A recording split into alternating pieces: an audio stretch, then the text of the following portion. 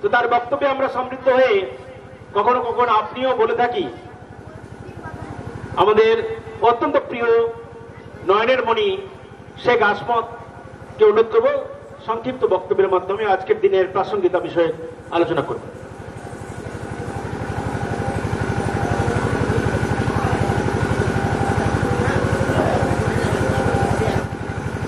নানা ভাষা, নানা মত, নানা পরিধান, বিবিধের মাঝে দেখো মিলন মহান।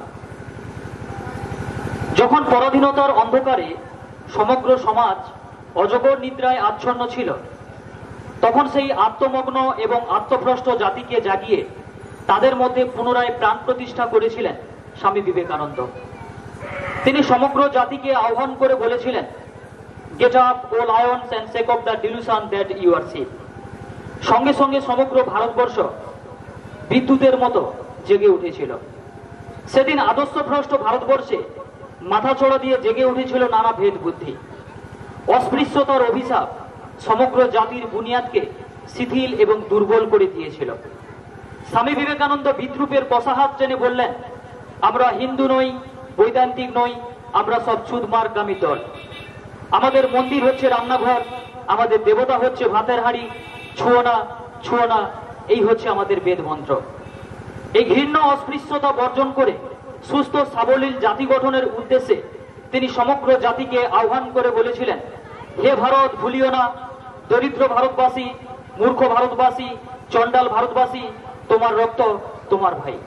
তুমি বলেছিলে আমি কালই তোমাদের স্বাধীনতা এনে দিতে পারি, তোমরা কি তা রাখতে পারবে? আগে মানুষ কোথায়? আগে মানুষ তৈরি হোক, তারপর স্বাধীনতা এমনি আসবে। সেদিন মানুষ হয়েছিলেন কারা? তোমার মনে পড়ে স্বামীজি তোমার জ্ঞানযোগ থেকে আলেকজান্ডার ও ভারতীয় সন্ন্যাসীর কাহিনী চিৎকার করে শোনাচ্ছিলেন বিপ্লবী বীর কানাইলাল আলিপুর সেন্ট্রাল জেলে। তা শুনতে ইংরেজ সুপার পর্যন্ত ছুটে এসেছিলেন। তখন ইংরেজি জ্ঞানযোগ পড়া থামিয়ে বিপ্লবী বীর কানাইলাল বলেছিলেন, শোন শোন, এই আমাদের মন্ত্র, এই আমাদের বাইবেল, আর এই হচ্ছে তোমাদের মৃত্যুর পরোয়ানা। মরতে আমরা ভয় পাই না সাহেব, মৃত্যুতে আমাদের আনন্দ। ভালোবাসি আমাদের দেশকে, ভালোবাসি আমাদের মাতৃভূমিকে। যার লেখা আমি পাঠ করছি সেই স্বামী বিবেকানন্দ আমাদের তা শিখিয়েছেন। আমরা সবাই তার সন্তান।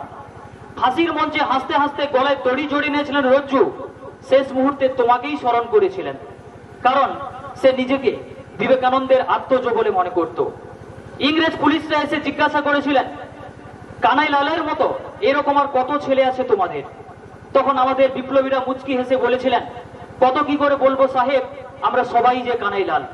কানাইলাল মোড়ে আমাদের সবাইকে কানাইলাল হতে শিখে গেছে। এরকম শত সহস্র কোটি কানাইলালের তাজা রক্তের বিনিময়ে আমাদের ভারতবর্ষ স্বাধীনতা লাভ করেছিল। সেই স্বাধীনতা আজকের বিপন্ন। তাই তোমার কাছে আমাদের প্রাণের প্রার্থনা, তুমি আমাদের হৃদয়ে আগুন জ্বালো, যে আগুনের নাম পবিত্র স্বামী বিবেকানন্দ, যে আগুনের নাম মানবিকতা, যে আগুনের নাম দেশপ্রেম, যে আগুনের নাম সম্প্রীতি। এটুকু কথা বলে সকলকে শ্রদ্ধা জানিয়ে আমি আমার সামান্য কথা শেষ করলাম।